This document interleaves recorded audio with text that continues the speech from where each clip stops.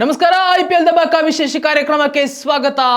ನಾನು ಚಿದಾನಂದ್ ರುದ್ರಾಪುರ್ ಮಾಡ್. ಬೆಂಗಳೂರು ತಂಡಕ್ಕೆ ತನ್ನ ಮುಂದಿನ ಪಂದ್ಯ ಮಾಡು ಇಲ್ಲವೇ ಮಡಿ. ಇದೇನಪ್ಪ ಡೂ ಆರ್ ಡೈ ಮ್ಯಾಚ್ ಅಂತ ಹೇಳ್ತಿದ್ದೀರ ಅಂತಂದ್ರ ಹೌದು. ಲಕ್ನೋ ಸೂಪರ್ ಜೈಂಟ್ಸ್ ವಿರುದ್ಧ ನಮ್ಮ ರಾಯಲ್ ಚಾಲೆಂಜರ್ಸ್ ಬೆಂಗಳೂರು ತಂಡ ತನ್ನ ಕೊನೆಯ ಲೀಗ್ ಪಂದ್ಯವನ್ನು ಆಡ್ತಾ ಇದೆ. ಹಾಗಾಗಿ RCBಗೆ ಈ ಒಂದು ಪಂದ್ಯ ತುಂಬಾ ಇಂಪಾರ್ಟೆಂಟ್ ಆಗಿರಲಿದೆ. ಯಾಕಂತಂದ್ರೆ ಈಗಾಗಲೇ ಪ್ಲೇ ಆಫ್ಸ್ಗೆ ತಲುಪಿದೆ RCB ತಂಡ. ಆದರೆ ಪಾಯಿಂಟ್ಸ್ ಟೇಬಲ್ ಅಲ್ಲಿ ನಂಬರ್ 1 ನಂಬರ್ 2ಗೆ ಎಂಟ್ರಿ ಕೊಡಲು RCBಗೆ ಈ ಒಂದು ಪಂದ್ಯವನ್ನ ಗೆಲ್ಲಲೇಬೇಕು. ಈ ಒಂದು ಪಂದ್ಯವನ್ನ ಗೆದ್ರೆ RCB ನೇರವಾಗಿ ಅಂಕಪಟ್ಟಿಯಲ್ಲಿ ಅಗ್ರಸ್ಥಾನಕ್ಕೇರುತ್ತೆ. ಆ ಮೂಲಕ ಫಸ್ಟ್ ಪ್ಲೇಸ್ ಅಲ್ಲಿ ಕೂತ್ಕೊಂಡು ಪ್ಲೇ ಆಫ್ಸ್ ಆಡುತ್ತೆ. ಹಾಗಾಗಿ RCB ಒಂದು ವೇಳೆ ಸೋತ್ರೆ ಥರ್ಡ್ ಪ್ಲೇಸ್ಗೆ ಹೋಗುತ್ತೆ, ಮತ್ತೆ RCB ಹಿನ್ನಡೆ ಆಗುತ್ತೆ. ಈ ಬಾರಿಯೂ ಕಪ್ ನಮ್ದಾಗಬೇಕಂತಂದ್ರೆ RCBಗೆ ಒಂದು ಒಳ್ಳೆಯ ಸುವರ್ಣಾವಕಾಶ ಇದ್ರೆ. ಯಾಕಂತಂದ್ರೆ ಫಸ್ಟ್ ಅಲ್ಲೇ ಕೂತ್ಬಿಟ್ರೆ ಗೆದ್ಕೊಂಡ್ರೆ ಡೈರೆಕ್ಟ್ ನೇರವಾಗಿ ಫೈನಲ್ಗೆ ಹೋಗ್ಬೋದು. ಅಲ್ಲಿ ಕೂಡ ಒಂದು ಮ್ಯಾಚ್ ಅನ್ನ ವಿನ್ ಆದ್ರೆ IPL ಟ್ರೋಫಿಯನ್ನ ಗೆಲ್ಲಬಹುದು ನಮ್ಮ RCB ತಂಡ. ಹಾಗಾಗಿ RCB ಲಕ್ನೋ ಪಂದ್ಯ ಹೇಗಿರಲಿದೆ, LSG ಕಂಟಕವಾಗುತ್ತಾ ಬೆಂಗಳೂರಿಗೆ, ಇದೆಲ್ಲದರ ಬಗ್ಗೆ ಮಾತಾಡಲಿಕ್ಕೆ ಇವತ್ತು ನಮ್ಮ ಜೊತೆಗೆ ಜಾಯ್ನ್ ಆಗಿದ್ದಾರೆ ನಮ್ಮ ಸ್ಪೋರ್ಟ್ಸ್ ರಿಪೋರ್ಟರ್ ರಮೇಶ್ ಕೋಟಿ ಅವರು. ಬನ್ನಿ, ವೇಟ್ ಮಾಡೋದು ಬೇಡ, LSG RCBಯ ಪಂದ್ಯ ಹೇಗಿರಲಿದೆ ಎಂಬುದರ ಬಗ್ಗೆ ಮಾತಾಡಿಕೊಂಡು ತಿಳ್ಕೊಂಡು ಬರೋಣ. ಕಾರ್ಯಕ್ರಮಕ್ಕೆ ಸ್ವಾಗತ ರಮೇಶ್ ಅವರೇ. ತುಂಬ ಹುರುಪಲ್ಲಿದ್ದೇವೆ, ಕೆಲವೊಂದು ಕಡೆ ಎಲ್ಲೋ ಟೆನ್ಷನ್ ಕೂಡ ಆಗ್ತಾ ಇದೆ. RCB ಕೊನೆ ಮೂಮೆಂಟಲ್ಲಿ ಎಲ್ಲಿ ಎಡೆ ಬೀಳುತ್ತಾ ಎನ್ನುವಂಥದ್ದು. ಯಾಕಂತಂದರೆ ಸೀಸನ್ 18 ಉದ್ದಕ್ಕೂ ಕೂಡ ಒಳ್ಳೆಯ ಫಾರ್ಮ್ ರೀತಿಯಲ್ಲಿ ಕಂಡು ಬಂದಿದೆ RCB ಬ್ಯಾಟಿಂಗ್ ಬೌಲಿಂಗ್ ಎಲ್ಲದರಲ್ಲೂ ಕೂಡ. ಆದರೆ ಕಳೆದ ಒಂದು ಮ್ಯಾಚನ್ನು ನೋಡಿದಾಗ ತುಂಬ ಭಯ ಆಗ್ತಾ ಇದೆ. ಎಲ್ಲೋ ಮತ್ತೆ RCB ಬೌಲರ್ಸ್ಗಳು ಹಿನ್ನಡೆ ಆಗ್ತಾ ಇದ್ದಾರೆ. RCB ಸೋತು ಮತ್ತೆ ಥರ್ಡ್ ಪ್ಲೇಸಿಗೆ ಹೋಗಿ ತನ್ನ ಕಪ್ ಗೆಲ್ಲುವಂತಹ ಕನಸಿಗೆ ನುಚ್ಚುನೂರು ಮಾಡಿಕೊಳ್ಳುತ್ತಾ ಎನ್ನುವಂಥದ್ರ ಬಗ್ಗೆ, ಈ ಮ್ಯಾಚಲ್ಲಿ ಗೆದ್ದು ಫೈನ್ಸ್ ಟೇಬಲ್ ಅಲ್ಲಿ ಫಸ್ಟ್ ಪ್ಲೇಸಿಗೆ ಹೋಗುತ್ತಾ ಎನ್ನುವಂಥದ್ರ ಬಗ್ಗೆ. ಖಂಡಿತ RCBಗೆ ಈ ಮ್ಯಾಚ್ ತುಂಬ ಇಂಪಾರ್ಟೆಂಟ್ ಆಗುತ್ತೆ. ಯಾಕಂತಂದರೆ ಫಸ್ಟ್ ಕ್ವಾಲಿಫೈರ್ ಆಡಬೇಕು ಅಂದರೆ RCB ತಂಡ ಈ ಮ್ಯಾಚಲ್ಲಿ ಗೆಲ್ಲಲೇಬೇಕಾಗುತ್ತೆ. ಈಗ ಯಾಕಂತಂದರೆ ಪಂಜಾಬ್ ಕಿಂಗ್ಸು 17 ಪಾಯಿಂಟ್ಸ್ ಇದೆ, RCBದು 17 ಪಾಯಿಂಟ್ಸ್ ಇದೆ. ಈಗ ಪಂಜಾಬ್ ಕಿಂಗ್ಸ್ ಲಾಸ್ಟ್ ಮ್ಯಾಚಲ್ಲಿ ಸೋತಿರೋದು RCBಗೆ ಒಂಥರ ಅಡ್ವಾಂಟೇಜ್ ಆಗಿದೆ. ಬಟ್ ಆದ್ರೂ ಈ ಮ್ಯಾಚಲ್ಲಿ RCB ತಂಡ ಗೆಲ್ಲಲೇಬೇಕು. ಇಲ್ಲ ಒಂದು ವೇಳೆ ಸೋತ್ರೆ ಖಂಡಿತವಾಗ್ಲೂ 3 ಇಲ್ಲ 4ನೇ ಪ್ಲೇಸ್ಗೆ ಬಂದೇ ಬರುತ್ತೆ RCB. ಸೊ ಬಟ್ ಈ ಕಾರಣದಿಂದಾಗಿ RCB ತಂಡ ಲಾಸ್ಟ್ ಮ್ಯಾಚಲ್ಲಿ ಏನು ಮಾಡಿತ್ತು ಮಿಸ್ಟೇಕ್ಸು, ಬೌಲಿಂಗಲ್ಲಿ ಆಗ್ಬೋದು ಬ್ಯಾಟಿಂಗಲ್ಲಿ ಆಗ್ಬೋದು, ಆ ಮಿಸ್ಟೇಕ್ಸ್ನ ಈ ಮ್ಯಾಚಲ್ಲಿ ಅವರು ರೆಕ್ಟಿಫೈ ಮಾಡ್ಕೊಂಡು ಆಡಬೇಕಾಗುತ್ತೆ. ಸೊ ಮತ್ತೆ ಇನ್ನೊಂದು ಏನೋ ಪ್ಲಸ್ ಪಾಯಿಂಟ್ ಅಂದರೆ RCBಗೆ ಜಾಶ್ ಹ್ಯಾಸಲ್ವುಡ್ ಅವರು ಬರ್ತಾ ಇದ್ದಾರೆ, ಆಲ್ರೆಡಿ ಟೀಮ್ಗೆ ಬಂದಿದ್ದಾರೆ. ಸೊ ಅವ್ರು ಖಂಡಿತವಾಗ್ಲೂ ನಾಳೆ ಮ್ಯಾಚ್ಗೆ ಜಾಶ್ ಹ್ಯಾಸಲ್ವುಡ್ ಅವರು ಆಡ್ತಾರೆ. ನನಗನ್ನಿಸ್ದಂಗೆ ಅವರು ಪ್ಲೇ ಆಫ್ಸ್ ಕೂಡ ಕಂಪ್ಲೀಟ್ ಮಾಡಿಕೊಂಡೇ ಆಸ್ಟ್ರೇಲಿಯಾಗೆ ಹೋಗ್ಬೋದು ಅಂತ ನನಗನ್ನಿಸ್ತಾ ಇದೆ. ಬಟ್ ಇದು RCB ಪಾಲಿಗೆ ಒಂದು ಸಿಹಿ ಸುದ್ದಿ ಅಂತಲೇ ನಾವು ಹೇಳ್ಬೋದು. ಈ ಮತ್ತೆ ಲುಂಗಿ ಎನ್ಗಿಡಿ ಅವರು ಮೋಸ್ಟ್ಲಿ ಎಲ್ಲ ಹೋಗ್ಬೋದು, ಅವರು ಹೋಗಿದ್ದಾರೆ. ಬಟ್ ಅವರೇ ಒಂದು ವೇಳೆ ಇದ್ರೂ ಕೂಡ ಅವರು ಪ್ಲೇಯಿಂಗ್ 11 ಚಾನ್ಸ್ ಸಿಗಲ್ಲ. ಯಾಕಂತಂದರೆ ಜಾಶ್ ಹ್ಯಾಸಲ್ವುಡ್ ಅವರು ಆಡ್ತಾರೆ ಈ ಮ್ಯಾಚಲ್ಲಿ. ಜಾಶ್ ಹ್ಯಾಸಲ್ವುಡ್ ಅವರು ಈ ಸೀಸನಲ್ಲಿ ತುಂಬ ಬಹುತೇಕ ಪಂದ್ಯಗಳನ್ನು ಆಡಿದ್ದಾರೆ. ಒಂದು ಒಳ್ಳೊಳ್ಳೆ ಮ್ಯಾಚ್ ವಿನ್ನಿಂಗ್ ಬೌಲಿಂಗ್ ಪ್ರದರ್ಶನ ಕೂಡ ತೋರಿದ್ದಾರೆ. ಹೌದು, ಅದರಲ್ಲೂ ಅತಿ ಹೆಚ್ಚು ವಿಕೆಟ್ ಪಡೆದಿರ್ತಕ್ಕಂಥ ಬೌಲರ್ಗಳ ಪಟ್ಟಿಯಲ್ಲಿ ಇವರು ಕೂಡ ಸ್ಥಾನ ಪಡೆದಿದ್ದಾರೆ. ಸೊ ಹಂಗಾಗಿ ಜಾಶ್ ಹ್ಯಾಸಲ್ವುಡ್ ಅವರು ಈ ಮ್ಯಾಚಲ್ಲಿ ಆಡೋದು ಖಂಡಿತವಾಗ್ಲೂ RCBಗೆ ಪ್ಲಸ್ ಪಾಯಿಂಟ್ ಅಂತ ನಾವು ಹೇಳ್ಬೋದು. ಜೊತೆಗೆ ಇವ್ರ ಜೊತೆಗೆ ಬೌಲಿಂಗ್ ಬೇರೆ ಬೌಲರ್ಸ್ ಕೂಡ ಚೆನ್ನಾಗಿ ಆಗಬೇಕಾಗುತ್ತೆ ಈ ಮ್ಯಾಚಲ್ಲಿ. ಲಾಸ್ಟ್ ಮ್ಯಾಚಲ್ಲಿ ಕೂಡ ಇದೇ ಗ್ರೌಂಡಲ್ಲಿ ಆಡಿರೋದು. ಸೊ ಈ ಮ್ಯಾಚಲ್ಲೂ RCB ತಂಡ ಸ್ವಲ್ಪ ನೋಡ್ಕೊಂಡು ಆಡಬೇಕು, ಸ್ವಲ್ಪ ಸ್ಟ್ರಾಟಜಿ ಮಾಡಿಕೊಂಡು. ಲಕ್ನೋ ಸೂಪರ್ ಜೈಂಟ್ಸ್ ಅಗ್ರ 3 ಬ್ಯಾಟ್ಸ್ಮನ್ಗಳು ತುಂಬ ಕ್ರೂಷಿಯಲ್ ಅವ್ರಿಗೆ, ಏಡನ್ ಮಾರ್ಕ್ರಾಮ್, ನಿಕೋಲಸ್ ಪೂರನ್ ಮತ್ತು ಮಿಚೆಲ್ ಮಾರ್ಷ್ ಅವರು. ಸೊ ಅವ್ರಿಗೊಂದು ಒಳ್ಳೆ ಸ್ಟ್ರಾಟಜಿ ಮಾಡ್ಕೊಂಡು RCB ತಂಡ ಕಣಕ್ಕಿಳಿದ್ರೆ ಖಂಡಿತವಾಗ್ಲೂ ಈ ಮ್ಯಾಚ್ ನಾವು ಗೆಲ್ಬೋದು. ಎಸ್ ರಮೇಶ್ ಅವರೇ, ನಮಗೆ ಲಕ್ನೋ ಸೂಪರ್ ಜೈಂಟ್ಸ್ನ ಕೋಟಿ ವೀರ 27 ಕೋಟಿ ಈ ಸೀಸನಲ್ಲಿ ಹೈಯೆಸ್ಟ್ ಪಡೆದಿರ್ತಕ್ಕಂಥವ್ರು ನಮ್ಮ ಈಗ ಟೆಸ್ಟ್ ತಂಡದ ನೂತನ ಉಪನಾಯಕ ರಿಷಬ್ ಪಂತ್ ಅವರು. ಕೊನೆ ಪಂದ್ಯದಲ್ಲಿ ಮತ್ತೆ RCB ವಿರುದ್ಧ ಗರ್ಜಿಸ್ತಾರ ಅಂತೇಳಿ. ಯಾಕಂತಂದ್ರೆ ರೆಕಾರ್ಡ್ಸ್ ಇದೆ ನಮ್ಮ RCB ಜೊತೆ, ಯಾವ ಟೀಮಲ್ಲಿ ಆಡಿರೋಲ್ಲ. ನಾವು ಸಾಕಷ್ಟು ಬೇರೆ ಈ ಮಾತನ್ನು ಆಡಿದ್ದೀವಿ, ತುಂಬ ಟೈಮ್ ಇದ್ರ ಬಗ್ಗೆ ಡಿಸ್ಕಷನ್ ಮಾಡಿದ್ದೀವಿ. ಎಲ್ಲಿ ಪಂತ್ ನಮಗೆ ಕಂಟಕವಾಗ್ತಾರ ಲಾಸ್ಟ್ ಮ್ಯಾಚಲ್ಲಿ ಅಂತ. ಖಂಡಿತವಾಗ್ಲೂ ಚಾನ್ಸಸ್ ಇದೆ. ಯಾಕಂದ್ರೆ ನೀವು ನೋಡ್ಬೋದು IPL ಹಿಸ್ಟ್ರಿನಲ್ಲೇ ಬೇರೆ ಮ್ಯಾಚಸ್ ಬೇರೆ ಟೀಮ್ ಮೇಲೆ ಎಲ್ಲಾನು ಒಂದು ಫೇಲ್ಯೂರ್ ಆಗಿರ್ತಕ್ಕಂಥ ಬ್ಯಾಟ್ಸ್ಮನ್ ಆಗ್ಬೋದು, ಬೌಲರ್ ಆಗ್ಬೋದು, RCB ಅವರು ಬಂದು ಅವರು ಫಾರ್ಮ್ಗೆ ಕಮ್ ಬ್ಯಾಕ್ ಮಾಡ್ತಾರೆ. ಸೊ ಹೇಳಕ್ಕಾಗಲ್ಲ. ಇಶಾನ್ ಕಿಶನ್ ಆಯ್ತಲ್ಲ, ಹೌದೌದು, ಇಶಾನ್ ಕಿಶನ್ದು ಅದೇನೆ. ಅವ್ರು ಲಾಸ್ಟ್ ಮ್ಯಾಚ್ ಅವ್ರು ರಾಜಸ್ಥಾನ್ ರಾಯಲ್ಸ್ ವಿರುದ್ಧ ಓಪನಿಂಗ್ ಮ್ಯಾಚ್ ಅಲ್ಲಿ ಅವರು ಸೆಂಚುರಿ ಹೊಡೆದಿದ್ರು. ಆಮೇಲೆ ಸಾಲು ವೈಫಲ್ಯತೆ ಅನುಭವಿಸಿದ್ರು. ಆಮೇಲೆ ಮೊನ್ನೆ ಲಾಸ್ಟ್ ಮ್ಯಾಚ್ ಅಲ್ಲಿ ಒಂದು ಅದ್ಭುತವಾದಂಥ ಇನ್ನಿಂಗ್ಸ್ ಆಡಿದ್ರು. ಸೊ ಅದೇ ರೀತಿ ಪಂತ್ ಕೂಡ ಅಷ್ಟೇ. ಈಗ ಲಾಸ್ಟ್ ಮ್ಯಾಚ್ ನೋಡಿದಾಗ ಒಂದು ಒಳ್ಳೆ ಕಾನ್ಫಿಡೆಂಟ್ ಅಲ್ಲಿ ಕಾಣ್ತಾ ಇದ್ರು ರಿಷಬ್ ಪಂತ್. ಹೇಳ್ಬೋದು. 6 ಬಾಲ್ಗೆ 16 ರನ್ಸ್ ಏನೋ ಹೊಡೆದಿದ್ರು, ಅದ್ಭುತವಾಗಿ ಕಾಣ್ತಾ ಇದ್ರು. ಬಿಫೋರ್ ಆ ಮ್ಯಾಚ್ ಬಿಫೋರ್ ಅವರು ಅಷ್ಟೊಂದು ಕಾನ್ಫಿಡೆಂಟ್ ಅಲ್ಲಿ ಕಾಣಿಸ್ತಾ ಇರಲಿಲ್ಲ, ಏನೋ ಒಂಥರ ಪ್ರೆಷರ್ ಹಾಕೊಂಡಂಗೆ ಆಡ್ತಾ ಇದ್ರು ಬ್ಯಾಟಿಂಗ್ ಅಲ್ಲಿ.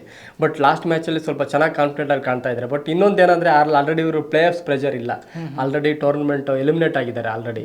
ಸೊ ಹಾಗಾಗಿ ಅವ್ರಿಗೇನು ಅಷ್ಟೊಂದೇನು ಒತ್ತಡ ಇರಲ್ಲ. ಬಟ್ ಈ ಮ್ಯಾಚಲ್ಲಿ ಏನೋ ಗೆದ್ದು ಈ ಟೂರ್ನಮೆಂಟ್ ಅನ್ನು ಮುಗಿಸೋಣ ಅನ್ನೋ ರೀತಿ ಅವರು ನೋಡ್ತಾ ಇದ್ದಾರೆ ಲಕ್ನೋ ಸೂಪರ್ ಜೈಂಟ್ಸ್ ತಂಡ. ಮತ್ತೆ ರಿಷಬ್ ಪಂತೂ ಅಷ್ಟೇ, ಏನು ಪ್ರೆಷರ್ ಏನು ಇಲ್ಲ ಅವ್ರ ಮೇಲೆ. ಖಂಡಿತವಾಗ್ಲೂ RCB ಮೇಲೆ ಆಡ್ಬೋದು, ಹೇಳಕ್ಕಾಗಲ್ಲ.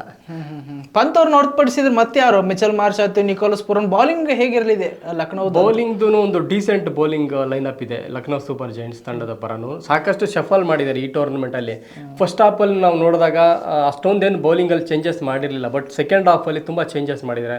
ಹೊಸ ಬೌಲರ್ಗಳು ಕೂಡ ಅವಕಾಶ ಮಾಡಿಕೊಟ್ಟಿದ್ದಾರೆ. ಈಗ ಲಾಸ್ಟ್ ಮ್ಯಾಚ್ ಅಲ್ಲಿ ಕೂಡ ಲಕ್ನೋ ಸೂಪರ್ ಜೈಂಟ್ಸ್ ಗೆದ್ದಿದೆ, ಚೆನ್ನಾಗಿ ಬೌಲಿಂಗ್ ಮಾಡಿದ್ದಾರೆ ಲಾಸ್ಟ್ ಮ್ಯಾಚ್ ಅಲ್ಲಿ ಕೂಡ. ಇವ್ರ ತಂಡದಲ್ಲಿ ನಾವು ಬೌಲರ್ಸ್ ನಾವು ನೋಡೋದಾದ್ರೆ ಆವೇಶ್ ಖಾನ್ ಇದ್ದಾರೆ, ಮತ್ತೆ ಆಕಾಶ್ ಸಿಂಗ್ ಇದ್ದಾರೆ, ಮತ್ತೆ ಆಕಾಶ್ ದೀಪ್ ಇದ್ದಾರೆ, ಮತ್ತೆ AYUSH Badoni part time spinner ಅವರು ಕೂಡ ಮಾಡ್ತಾರೆ. ಶಾರ್ದುಲ್ ಠಾಕೂರ್ ಇದ್ದಾರೆ.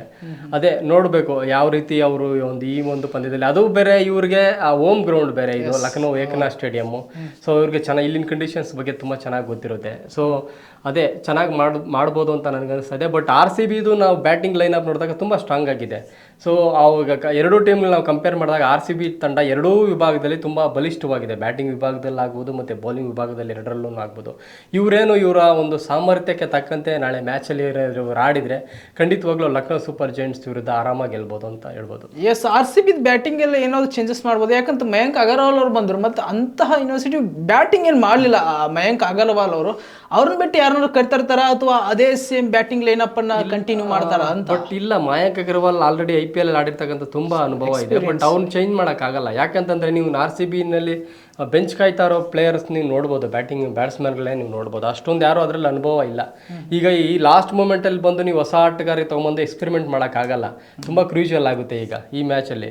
ಸೊ ಲೀಗ್ ಸ್ಟೇಜ್ ಬೇರೆ, ಮತ್ತು ಈಗ ಒಂದು ಪ್ಲೇ ಆಫ್ಸ್ ಬೇರೆ, ಮತ್ತು ಲಾಸ್ಟ್ ಮ್ಯಾಚ್ ಇದು ಬೇರೆ. ಇದೂ ನಮ್ಗೆ ಒಂಥರ ಪ್ಲೇ ಆಫ್ಸ್ ಇದ್ದಂಗೆ ಅಂತ ಹೇಳ್ಬೋದು. ಸೊ ಈ ಥರ ಸಿಚುವೇಶನಲ್ಲಿ ನಾವು ಹೊಸ ಆಟಗಾರನ ತೊಗೊಂಬಂದು ನೀವು ಎಕ್ಸ್ಪೆರಿಮೆಂಟ್ ಮಾಡೋಕ್ಕಾಗಲ್ಲ. ಅನುಭವಿ ಆಟಗಾರನ್ನೇ ನಾವು ಇಲ್ಲಿ ಆಡಿಸ್ಬೇಕಾಗುತ್ತೆ. ಸೊ ಈ ಒಂದು ಕಾರಣದಿಂದಾಗ್ಲೇ ಮಯಾಂಕ್ ಅಗರ್ವಾಲ್ನ ಟೀಮ್ಗೆ ತಂದಿರೋದು. ಸೊ ಆಬ್ವಿಯಸ್ಲಿ ಫಸ್ಟ್ ಮ್ಯಾಚ್ ಆಡಿದ್ದಾರೆ, ಇನ್ನೂ ಅವ್ರಿಗೆ ಸೆಟ್ಲ್ ಆಗಬೇಕು ಟೀಮಲ್ಲಿ ಬಂದು. ಸೊ ಅವ್ರಿಗೂ ಸ್ವಲ್ಪ ಟೈಮ್ ಬೇಕು. ಸೊ ಇನ್ನು ಈ ಮ್ಯಾಚಲ್ಲಿ ನನಗೆ ಅನ್ಸಂಗೆ ಮಯಾಂಕ್ ಅಗರ್ವಾಲ್ ಈ ಮ್ಯಾಚಲ್ಲಿ ಕೂಡ ಕಂಟಿನ್ಯೂ ಮಾಡ್ತಾರೆ. ಸೊ ನೋಡೋಣ, ಈ ಮ್ಯಾಚಲ್ಲಿ ಅವರು ಒಂದು ಒಳ್ಳೆ ಬಿಗ್ ಇನ್ನಿಂಗ್ಸ್ ಬರ್ಬೋದು. ಏನಂದ್ರೆ ಅವ್ರ ಬ್ಯಾಟಿಂದ ಒಂದು 20-30 ರನ್ ಬಂದರೆ ಖಂಡಿತವಾಗ್ಲೂ ಅವ್ರ ಕಾನ್ಫಿಡೆಂಟ್ ಲೆವೆಲ್ ಚೇಂಜ್ ಆಗುತ್ತೆ.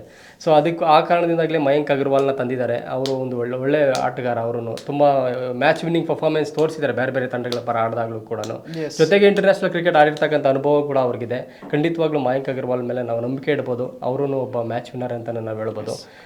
ನೋಡೋಣ. ಬಟ್ ಬ್ಯಾಟಿಂಗಲ್ಲಿ RCB ತುಂಬ ಚೆನ್ನಾಗಿದೆ. ಫಿಲ್ ಸಾಲ್ಟ್ ಅವರಿದ್ದಾರೆ, ವಿರಾಟ್ ಕೊಹ್ಲಿ ಅವರಿದ್ದಾರೆ, ಮತ್ತು ಮಿಡ್ಲ್ ಆರ್ಡ್ರಲ್ಲಿ ಬಂದಾಗ ಜಿತೇಶ್ ಶರ್ಮನು ಲಾಸ್ಟ್ ಮ್ಯಾಚಲ್ಲಿ ಆಡಬೇಕಾಗಿತ್ತು. ಅವ್ರು ಆ್ಯಕ್ಚುಲಿ ಕ್ಯಾಪ್ಟನ್ ಆಗಿರೋ ಅವ್ರು ಗೆಲ್ಲಿಸಬೇಕಾಗಿತ್ತು ಮ್ಯಾಚು. ಬಟ್ ಎಲ್ಲೋ ಒಂದು ಕಡೆ ಅವರು ಕೂಡ ಹಿಡಿದಿದ್ದಾರೆ. ಬಟ್ ಇನ್ನೊಂದೇನಂದರೆ ನಮಗೆ ಬ್ಯಾಡ್ ನ್ಯೂಸ್ ಏನಂತಂದರೆ ರಜತ್ ಪಾಟಿದಾರ್ ಅವರು ಇಂಜುರಿ ಆಗಿರೋದು ಒಂದು ದೊಡ್ಡ ಹೊಡೆತ ಕೊಡ್ತಾ ಇದೆ RCB ಬ್ಯಾಟಿಂಗ್ ಲೈನಪ್ಪಲ್ಲಿ. ಸೊ ನೀವೊಂದು ಇಂಜುರಿಯಲ್ಲಿ ಇದ್ದಾಗ ಒಬ್ಬ ಆಟಗಾರ ಕಂಡು ಅವರು 100% ಎಫರ್ಟ್ ಹಾಕೋಕ್ಕಾಗಲ್ಲ. ಸೊ ಎಲ್ಲ ಒಂದು ಕಡೆ ಆದರೂ ಬೇರೆ ಕಡೆ ಗಾಯ ಆಗಿದ್ರೆ ಅದೊಂಥರ ಹೇಳ್ಬೋದಾಗಿತ್ತು. ಬಟ್ ಅದಕ್ಕೆ ತಂಬ್ ಇಂಜುರಿ ಆಗಿರೋದು. ತಂಬ್ ಇಂಜುರಿ ಆಗಿದಾಗ ನೀವು ಬ್ಯಾಟ್ ಹಿಡ್ಕೊಳ್ಳೋ ಗ್ರಿಪ್ ಸಿಗಲ್ಲ ನಿಮಗೆ. ಆ ಮೈಂಡ್ ಎಲ್ಲೋ ಒಂದು ಕಡೆ ನಿಮ್ಗೆ ಹೋಗ್ತಾ ಇರುತ್ತೆ, ಇಲ್ಲೇ ತಂಬ್ ಕಡೆನೇ ಹೋಗ್ತಾ ಇರುತ್ತೆ. ಒಂದು 100% ಆಡೋಕ್ಕಾಗಲ್ಲ ಇಲ್ಲಿ. ಸೊ ಅದೊಂದು RCBಗೆ ನೆಡೆ ಆಗಿದೆ. ಮತ್ತು ಇನ್ನೊಂದು ಏನಂತಂದರೆ ಟಿಮ್ ಡೇವಿಡ್ ಕೂಡ ಲಾಸ್ಟ್ ಮ್ಯಾಚಲ್ಲಿ ಕ್ರ್ಯಾಂಪ್ ಆಗಿದೆ ಅವ್ರಿಗೂ ಕೂಡ. ಬಟ್ ನನಗನ್ನಿಸ್ದಂಗೆ ಈ ಮ್ಯಾಚ್ ಒಳಗಡೆ ಅವರು ಕ್ರ್ಯಾಂಪ್ ಅಂದರೆ ಏನು ಒಂದು ಗಂಭೀರವಾಗಿಲ್ಲ ಅಂತಂದರೆ ಖಂಡಿತವಾಗ್ಲೂ ಈ ಮ್ಯಾಚಲ್ಲಿ ಅವ್ರು ಆಡ್ತಾರೆ. ಸೊ ಒಂದು ವೇಳೆ ಅದೇನಾದರೂ ಸ್ಕ್ಯಾನ್ ರಿಪೋರ್ಟ್ಸ್ ಏನಾದರೂ ಸ್ವಲ್ಪ ಗಾಯದ ಸ್ವರೂಪ ಏನಾದರೂ ಸ್ವಲ್ಪ ಜಾಸ್ತಿ ಮೇಜರ್ ಏನಾದರೂ ಇದೆ, ಖಂಡಿತವಾಗ್ಲೂ ಅವ್ರದ್ದು RCBಗೆ ತುಂಬ ಹೊಡೆತ ಆಗುತ್ತೆ. ಬಟ್ ಅದಿನ್ನೂ ಟಿಮ್ ಡೇವಿಡ್ ಅವರ ಒಂದು ಗಾಯದ ಸ್ಥಿತಿ ಯಾವ ರೀತಿ ಇದೆ ಅಂತ ಇನ್ನೂ ಎಲ್ಲೂ ರಿವೀಲ್ ಆಗಿಲ್ಲ. ನನಗನ್ನಿಸ್ದಂಗೆ ಟಿಮ್ ಡೇವಿಡ್ ಅವರು ಸರಿ ಹೋಗ್ಬೋದು. ಈ ನಾಳಿನ ಮ್ಯಾಚ್ ಒಳಗಡೆ ಅವರು ಫಿಟ್ ಆಗ್ಬೋದು ಅಂತ ನನಗನ್ನಿಸ್ತಾ ಇದೆ. ಬಟ್ ಟಿಮ್ ಡೇವಿಡ್ ಅವರು ಟೀಮ್ಗೆ ತುಂಬ ಇಂಪಾರ್ಟೆಂಟ್ ಆಗುತ್ತೆ. ಮ್ಯಾಚ್ ಫಿನಿಷರ್ ಆಗಿ ನಮ್ಗೆ ಬೇಕೇ ಬೇಕು. ನಾವು ಜಿತೇಶ್ ಶರ್ಮನ ನಂಬ್ಕೊಳ್ಳೋಕ್ಕಾಗಲ್ಲ ಎಲ್ಲ ಟೈಮಲ್ಲೂ. ಸೊ ಟಿಮ್ ಡೇವಿಡ್ ಇದ್ದರೆ ಖಂಡಿತವಾಗ್ಲೂ ನಮ್ಮ RCBಗೆ ಒಂದು ಆನೆ ಬಲ ಅಂತ ನಾವು ಇಲ್ಲಿ ಹೇಳ್ಬೋದು. ಕೃಣಾಲ್ ಪಾಂಡೆ ಅವರು ಇದ್ದಾರೆ, ಅವ್ರನ್ನೂ ನೋಡ್ಬೋದು. ಬಟ್ ಅವರು ಎಲ್ಲ ಮ್ಯಾಚಲ್ಲೂ ಪರ್ಫಾರ್ಮ್ ಮಾಡೋಕ್ಕಾಗಲ್ಲ. ಲಾಸ್ಟ್ ಒಂದು ಮ್ಯಾಚಲ್ಲಿ ಅವರು ಒಂದು ಮ್ಯಾಚ್ ಗೆಲ್ಸ್ಕೊಟ್ಟಿದ್ದಾರೆ. ಬಟ್ ಅವ್ರ ಮೇಲೂ ಡಿಫ್ರೆಂಟ್ ಪ್ರೆಷರ್ ಇದೆ. ಅವ್ರಿಗೂ ಬೌಲಿಂಗಲ್ಲೂ ಕೂಡ ಎಕ್ಸ್ಪೆಕ್ಟೇಷನ್ ಜಾಸ್ತಿ ಇರುತ್ತೆ ಅವ್ರ ಮೇಲೆ. ಜೊತೆಗೆ ಬ್ಯಾಟಿಂಗಲ್ಲೂ ಅವಕಾಶ ಸಿಕ್ಕಿದಾಗ ಅವರು ಆಡಬೇಕಾಗುತ್ತೆ. ಬಟ್ ಆ ಕೆಲಸ ಮಾಡಿದ್ದಾರೆ ಒಂದು ಮ್ಯಾಚಲ್ಲಿ, ಒಂದು ಒಳ್ಳೆ ಮ್ಯಾಚ್ ವಿನ್ನಿಂಗ್ ಪರ್ಫಾರ್ಮೆನ್ಸ್ ತಂದಿದ್ದಾರೆ. ಬಟ್ ಈ ಮ್ಯಾಚಲ್ಲಿ ಅವ್ರ ಮೇಲೂ ಪ್ರೆಷರ್ ಇದ್ದೇ ಇರುತ್ತೆ, ಯಾಕಂತಂದರೆ ಟಿಮ್ ಡೇವಿಡ್ ಅವರು ಕ್ರಾಂಪ್ ಆಗಿದೆ ಅವ್ರಿಗೂ. ಸೊ ನೋಡಬೇಕು ಯಾವ ರೀತಿ ಅವರು ನೆಕ್ಸ್ಟ್ ಮ್ಯಾಚಲ್ಲಿ ಯಾವ ರೀತಿ ಪುಟ್ಟಿದೇಳ್ತಾರೆ ಅಂತ ಅವ್ರು ಕಾದು ನೋಡಬೇಕು. ಪಿಚ್ ರಿಪೋರ್ಟ್ ಏನಿದೆ ಅಂತ ರಮೇಶ್ ಅವರು, ಯಾರಿಗೆ ಹೆಲ್ಪ್ ಆಗ್ಬೋದು ಅಥವಾ ಟಾಸ್ ವಿನ್ ಆದಂಥ ಟೀಮ್ ಏನು ಸೆಲೆಕ್ಟ್ ಮಾಡ್ಕೋಬಹುದು, ಮತ್ತು RCBಗೆ ಯಾವುದು ಬೆಸ್ಟ್ ಚೂಸ್ ಆಗ್ಬೋದು, ಏನು ಸೆಲೆಕ್ಟ್ ಮಾಡ್ಕೋಬೇಕಂತ ಇಲ್ಲಿ ಆಬ್ವಿಯಸ್ಲಿ ನಾವು ನೋಡಿದಾಗ ಇಲ್ಲಿ ಚೇಸಿಂಗೇ, ಈ ಗ್ರೌಂಡಲ್ಲಿ ಚೇಸಿಂಗೇನೆ ಆಯ್ಕೆ ಮಾಡ್ಕೊಳ್ಳೋದು. ಯಾಕಂದರೆ ನಾವು records on the paper records ನಾವು ನೋಡಿದಾಗ ಚೇಸಿಂಗ್ ಟೀಮೇ ಜಾಸ್ತಿ ಮ್ಯಾಚ್ಗಳನ್ನು ಇಲ್ಲಿ ಗೆದ್ದಿರೋದು. ಸೊ ಲಾಸ್ಟ್ ಮ್ಯಾಚಲ್ಲೂ RCB ತಂಡ ಟಾಸ್ ಗೆದ್ದು ಚೇಸಿಂಗ್ ಆಯ್ಕೆ ಮಾಡ್ಕೊಂಡಿದ್ರು. ಬಟ್ ಅಲ್ಲಿ ಏನು ಪ್ರಾಬ್ಲಮ್ ಆಯ್ತು ಅಂದರೆ ಬೌಲಿಂಗಲ್ಲಿ ಸ್ವಲ್ಪ ಹೊಡ್ಸ್ಕೊಂಡ್ಬಿಟ್ರು. ಅವತ್ತೊಂದು 20-30 ರನ್ ಸ್ವಲ್ಪ ಜಾಸ್ತಿ ಕೊಟ್ಬಿಟ್ರು ಅಂತ ನನಗನ್ನಿಸ್ತಾ ಇದೆ. ನೀವು ಬೌಲಿಂಗ್ ತೊಗೊಂಡ್ರು ಒಂದು 200 ಒಳಗಡೆ ಆಡಿಸ್ಕೊಂಡ್ರೆ ಖಂಡಿತವಾಗ್ಲೂ 200 ರನ್ ನೀವು ಈಸಿಯಾಗಿ ಚೇಸ್ ಮಾಡ್ಬೋದು ಅಲ್ಲಿ, ಯಾಕಂದರೆ ಬ್ಯಾಟಿಂಗ್ ವಿಕೆಟ್ ಈ ಸಲ ಅದು. ಬಟ್ ನಾವು ಕಳೆದ ಕೆಲ ಆವೃತ್ತಿಗಳನ್ನು ನಾವು ನೋಡೋದಾದ್ರೆ ಆ ಪಿಚ್ ತುಂಬ ಸ್ಲೋ ವಿಕೆಟ್ ಥರ ಕಾಣ್ತಾ ಇತ್ತು ಹಿಂದಿನ ಸೀಸನ್ಗಳಲ್ಲಿ. ಬಟ್ ಈ ಸೀಸನ್ನಲ್ಲಿ ಅದು ಸ್ವಲ್ಪ ಬ್ಯಾಟಿಂಗ್ ಚೇಂಜ್ ಆಗಿದೆ, ಒಂದು ಬಿಗ್ ಸ್ಕೋರ್ಸ್ ಬರ್ತಾ ಇದೆ ಇಲ್ಲಿ. ಆಲ್ಮೋಸ್ಟ್ 200 ರನ್ ಸರಾಸರಿ 200 ಬರ್ತಾ ಇದೆ, ಪ್ರತಿ ಮ್ಯಾಚಲ್ಲೂ 200 ರನ್ ಬರ್ತಾ ಇದೆ ಈ ಗ್ರೌಂಡಲ್ಲಿ. ಸೊ ಹಾಗಾಗಿ ಈ ಮ್ಯಾಚಲ್ಲೂ ಕೂಡ ಒಂದು ರನ್ ಒಳ್ಳೆ ಹರಿಬೋದು ಅಂತ ನನಗೆ ಅನಿಸ್ತಾ ಇದೆ. ಖಂಡಿತ RCB ತಂಡ ಟಾಸ್ ಗೆದ್ರೆ ಈ ಸಲನೂ ಚೇಸಿಂಗೇ ಮಾಡ್ಕೊಳ್ತಾರೆ. ಬಟ್ ಅದೇ ಬೌಲಿಂಗಲ್ಲಿ ಸ್ವಲ್ಪ ಟೈಟ್ ಮಾಡಬೇಕಷ್ಟೇ ಇವರು, ಬೇರೆ ಇನ್ನೇನಿಲ್ಲ. ಬ್ಯಾಟಿಂಗಲ್ಲೂ ಬಂದಿತ್ತು ಸ್ಕೋರ್, ಒಳ್ಳೆ ಸ್ಕೋರೇ ಬಂದಿತ್ತು. 16 ಓವರ್ ತನಕ RCB ತಂಡ ಗೆಲ್ಲುವ ನೆಚ್ಚಿನ ತಂಡವಾಗಿಯೇ ಆಡ್ಕೊಂಡು ಬಂದಿತ್ತು. ಬಟ್ ಲಾಸ್ಟ್ ಮೂಮೆಂಟಲ್ಲಿ ಒಂದು 16 ರನ್ಸಲ್ಲಿ ಒಂದು 7 ವಿಕೆಟ್ ಬಿದ್ದೋಯ್ತು, ಅಲ್ಲಿ ಸ್ವಲ್ಪ ಮಿಸ್ಟೇಕ್ ಆಯ್ತು. ಅಲ್ಲಿ ಸ್ವಲ್ಪ ಎಡವ್ಬಿಟ್ರು ಲಾಸ್ಟ್ ಮ್ಯಾಚಲ್ಲಿ. ಆ ಒಂದು ಸಮಸ್ಯೆನ ಈ ಸಲ ಪರಿಹರಿಸ್ಕೊಂಡು ಬಂದರೆ ಖಂಡಿತವಾಗ್ಲೂ RCB ತಂಡ 200-210 ರನ್ ಹೊಡೆದ್ರೂ ಇವರ ಚೇಸ್ ಮಾಡೋ ಕೆಪಾಸಿಟಿ RCB ತಂಡಕ್ಕಿದೆ. ಅದೇ ನಾನು ನೋಡ್ಬೇಕು ಈ ಸಲ ಅವರು ಮಿಸ್ಟೇಕ್ಸ್ನ ಸ್ವಲ್ಪ ರೆಕ್ಟಿಫೈ ಮಾಡ್ಕೊಂಡು ಕಣಕ್ಕಿಳಿಬೇಕು ಈ ಸಲ. ಥ್ಯಾಂಕ್ ಯು ರಮೇಶ್ ಅವರೇ. ನೆಕ್ಸ್ಟ್ ಆಫ್ಟರ್ ಮ್ಯಾಚ್ ನಿಮ್ಮನ್ನ ಮೀಟ್ ಮಾಡ್ತೇವೆ, ಆ ಪಂದ್ಯ ಹೇಗಿತ್ತು ಅನ್ನೋದ್ರ ಬಗ್ಗೆ ಡಿಸ್ಕಷನ್ ನಡೆಸ್ತೇವೆ. Thank you so much. ವೀಕ್ಷಕರು, ಇದಾಗಿತ್ತು ಇವತ್ತಿನ IPL ಧಮಾಕಾದ ಸ್ಪೆಷಲ್ ಸ್ಟೋರಿ. LSG RCB ಪಂದ್ಯಕ್ಕೆ ಈಗಾಗಲೇ ಕ್ಷಣಗಣನೆ ಆರಂಭವಾಗಿದೆ. ಲಕ್ನೋನ ಏಕನಾಥ್ ಸ್ಟೇಡಿಯಂ ಕೂಡ ಈಗಾಗಲೇ ಸಜ್ಜುಗೊಂಡಿದೆ ಅಂತ ಹೇಳ್ಬೋದು. ಇದೊಂದು ಹೈ ವೋಲ್ಟೇಜ್ ಪಂದ್ಯವಾಗೋದ್ರಲ್ಲಿ ಯಾವುದೇ ಎರಡು ಮಾತಿಲ್ಲ. ಯಾಕಂತಂದ್ರೆ RCBಗೆ ಈ ಒಂದು ಪಂದ್ಯ ಮುಖ್ಯವಾಗಿರುವಂಥದ್ದು. ಈ ಒಂದು ಪಂದ್ಯದಲ್ಲಿ ಗೆದ್ರೆ RCB ಫಸ್ಟ್ ಪ್ಲೇಸ್ಗೆ ಹೋಗುತ್ತೆ, ಆ ಮೂಲಕ ತನ್ನ ಟ್ರೋಫಿಯ ಕನಸನ್ನ ತುಂಬಾ ಹತ್ತಿರಕ್ಕೆ ಬರುತ್ತೆ ಅಂತ ಹೇಳ್ಬೋದು.